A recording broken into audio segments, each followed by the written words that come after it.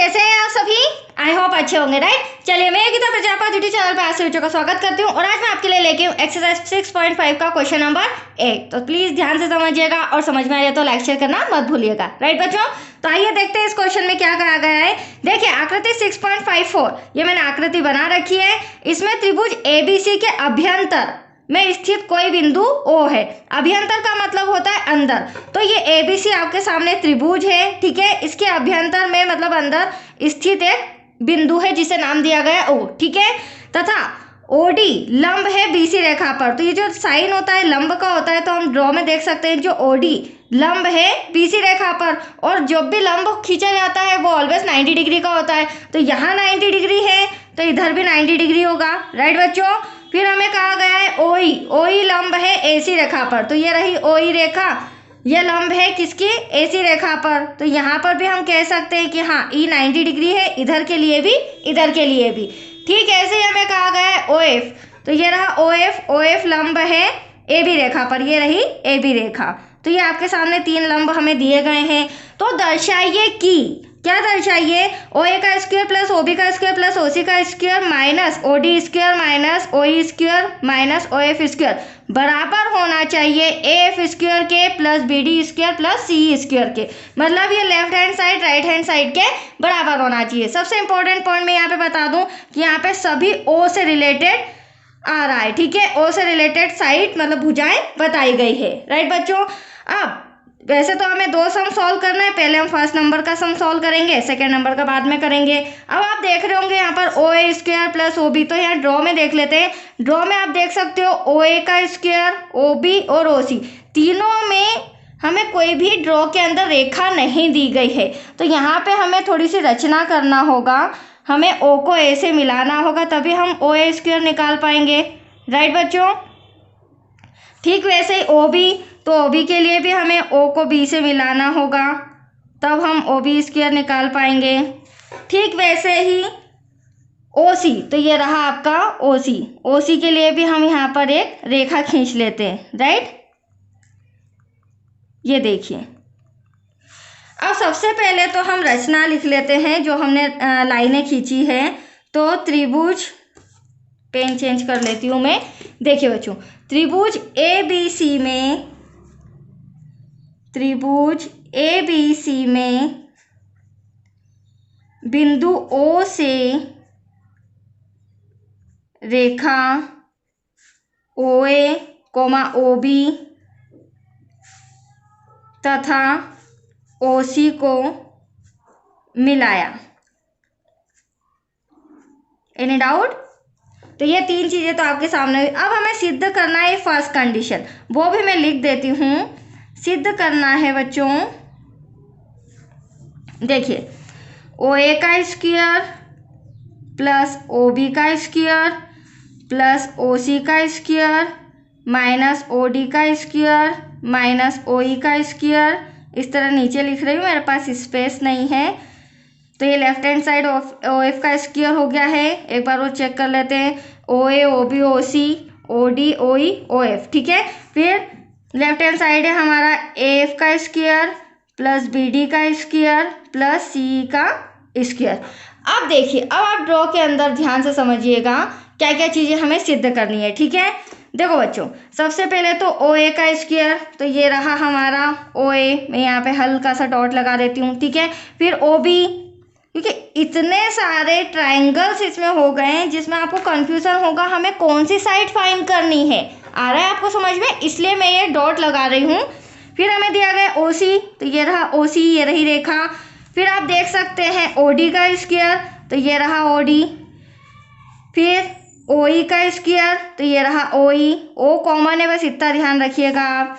फिर OF का square, तो ये रहा OF, ठीक है। फिर इक्वल्स टू में जो हमारा राइट हैंड साइड है AF, तो ये रहा AF का स्क्वायर। फिर BD, ये रहा BD का स्क्वायर। फिर ये रहा CE, तो ये रहा CE का स्क्वायर। अब ऐसा करने से हमें क्लियरली समझ आ जाएगा कि हमें कौन कौन सा ट्रायंगल लेके left hand side then right hand side solve करना है। तो आप देख सकते हैं, आप यहाँ पर देख रहे होंगे OFA, एक ट्रायंगल ये नजर आ रहा है जिसमें डॉट मिल रहे हैं। दूसरा ट्रायंगल OEC, ये वाला त्रिभुज और तीसरा OBD। मतलब कि हमें इन 3 त्रिभुज में को सॉल्व करके ये सिद्ध करके बताना है। आया समझ में? तो चलिए स्टेप बाय स्टेप हम ले लेते हैं। सबसे पहले हम त्रिभुज लेंगे OFA में। अब आप ध्यान से समझते जाइए। त्रिभुज OFA में जो एंगल F है वह 90 डिग्री का है। ये तो मैंने आपको स्टार्टिंग में बता दिया था। यहाँ पर F, अगर मैं OA और F इस त्रिभुज की बात करूँ तो इसमें एंगल F 90 डिग्री का है। राइट बच्चों? अतः पाइथागोरस प्रमेय से, क्योंकि भुजाओं की बात हो रही है बच्चों, तो पाइथागोरस प्रमेय तो लगेगी। राइट? पाइथागोरस प्रमेय से अब यहाँ पर हमें देखना पड़ेगा, यहाँ पर ये क्या हो जाएगा हमारे लिए? लंब, यह हो जाएगा आधार और यह हो जाएगा OA कर्ण। ठीक है? तो त्रिभुज में हमें समझना पड़ेगा। मैं डायरेक्टली लिख रही हूँ। OA हमारे लिए क्या हो जाएगा? त्रिभुज OFA में OA का स्क्वायर कर्ण हो जाएगा। फिर अगर मैं OF की बात करूँ तो इसे हम लंब भी ले सकते हैं। बाकी 2 भुजाएं एज यू विश आप कुछ भी ले सकते हो बच्चों।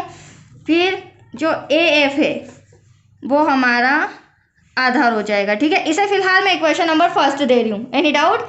चलिए अब मैं दूसरा ट्रायंगल ले रही हूँ।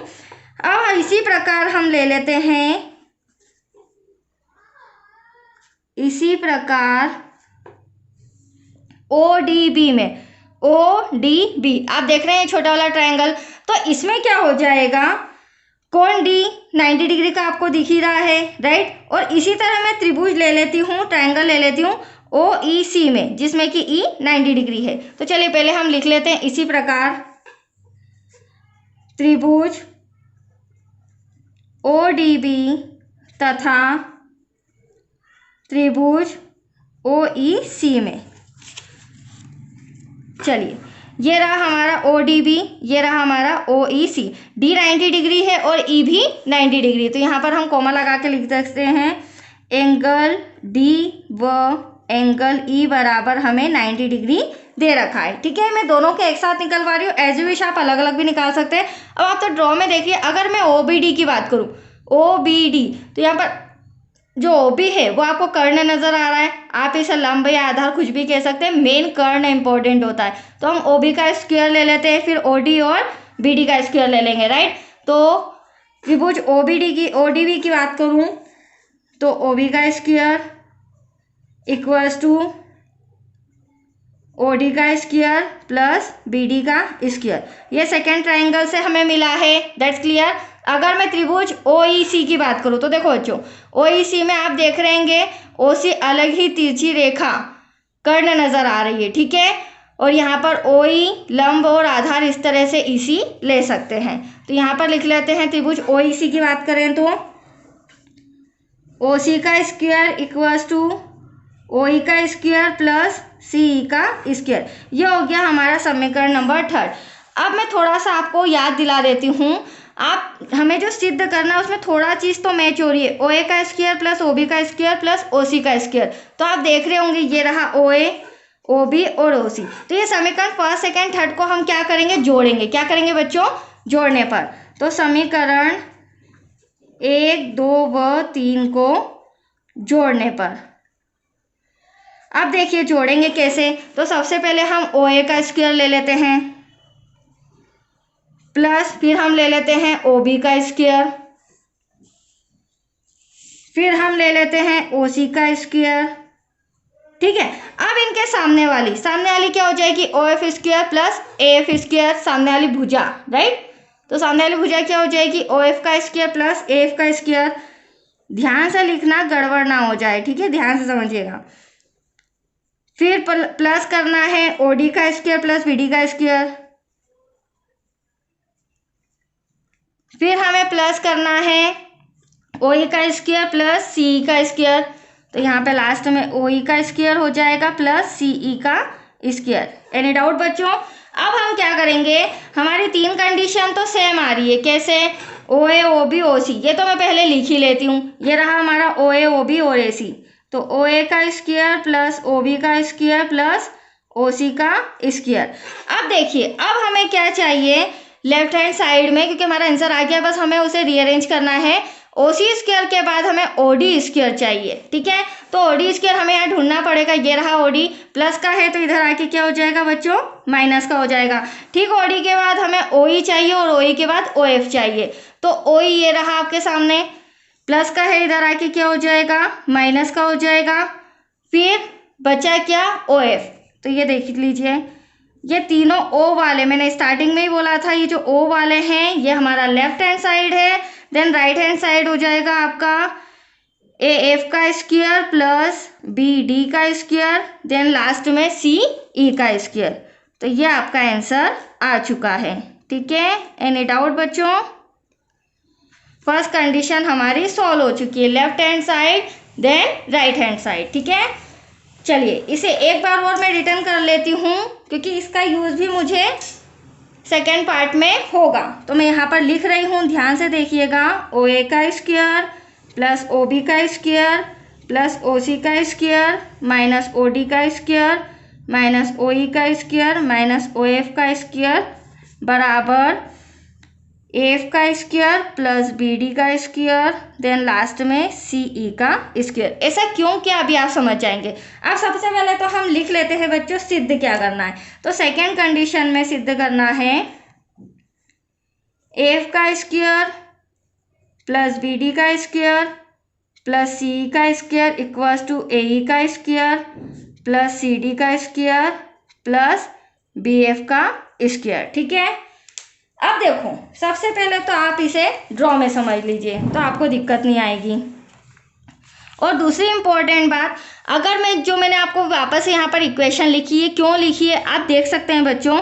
ये मेरा left hand side then right hand side equal आ रहा है। अगर मैं सेकेंड क्वेश्चन की बात करूँ तो सेकेंड क्वेश्चन में जो मेरा लेफ्ट हैंड साइड है वो राइट हैंड साइड से मैच हो रहा है, मतलब ये इसके बराबर है। तो हमें इसे सॉल्व नहीं करना है, हमें ओनली ऑन किसे सॉल्व करना है, राइट हैंड साइड को। और उसके लिए मुझे ज़रूरत पड़ेगी इसकी, इसलिए मैं इससे समीकरण नंबर 4 दे रही हूँ। ठीक है, आगे हम इस पूरे समीकरण को लिखेंगे और फिर जितने भी ओ है इनको रीअरेंज करके हम ए स्क्वायर सी डी स्क्वायर और बी एफ स्क्वायर लेके आएंगे। That's clear? यहाँ तो कोई डाउट?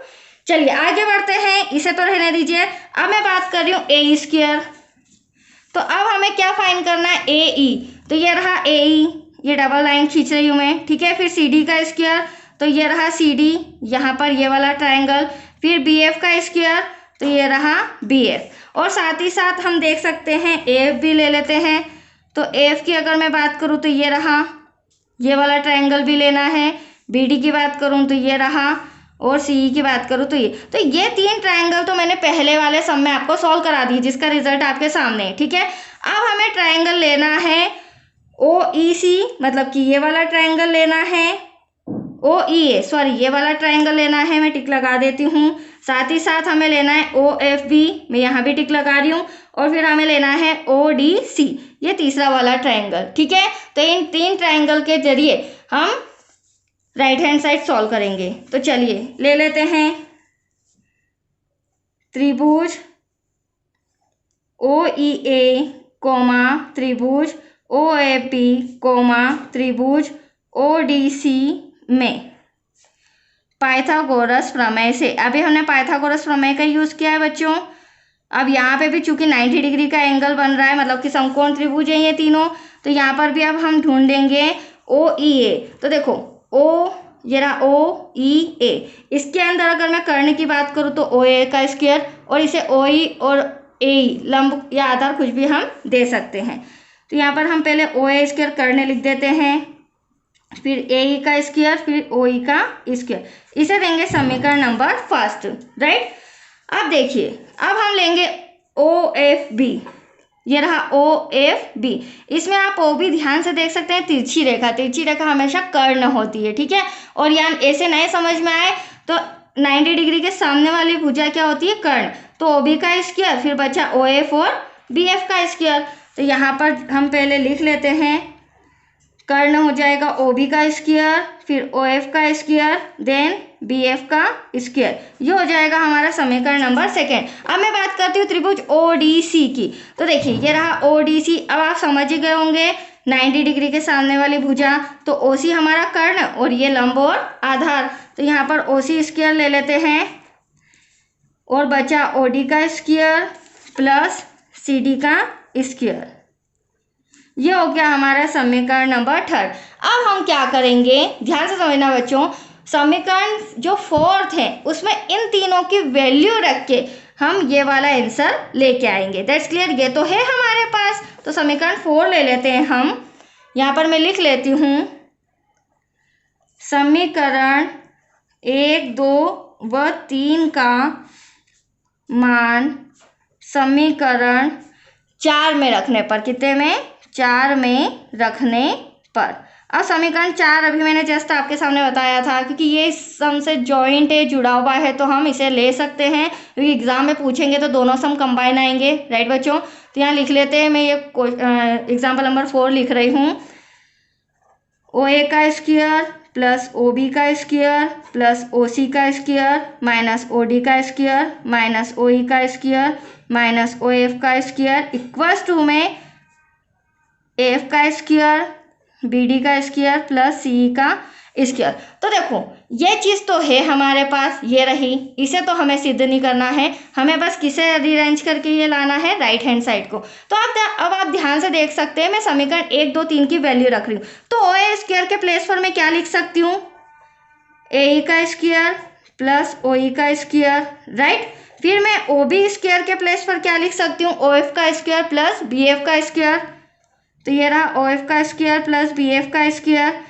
ठीक इसी तरह मैं OC स्क्वायर के प्लेस पर भी क्या लिख सकती हूँ, OD का स्क्वायर प्लस CD का स्क्वायर। यहाँ तक कोई डाउट बच्चों? चलिए आगे कंटिन्यू करते हैं। अब देखिए इन तीनों के प्लेस पर तो मैंने लिख दिया, अब बचा क्या हमारे पास, ये तो माइनस का OD स्क्वायर माइनस का OE स्क्वायर देन माइनस का OF स्क्वायर, और जो इक्वल में है वो इसे मैं नीचे लिख रही हूँ। क्या हो जाएगा यहाँ पे, AF का स्क्वायर प्लस BD का स्क्वायर प्लस CE का स्क्वायर। अब देखिए सम आंसर आ चुका है आपका। सबसे पहले तो आप देख सकते हैं हमें यहाँ पे O हटाना है, ठीक है, क्योंकि हमारा लेफ्ट हैंड साइड और राइट हैंड साइड में O नहीं है। तो क्या हो जाएगा, यहाँ पर जो OE स्क्वायर है उसे मैं प्लस का इधर माइनस कर देती हूँ OE से, OF जो प्लस का है ये मिल गया OF माइनस का।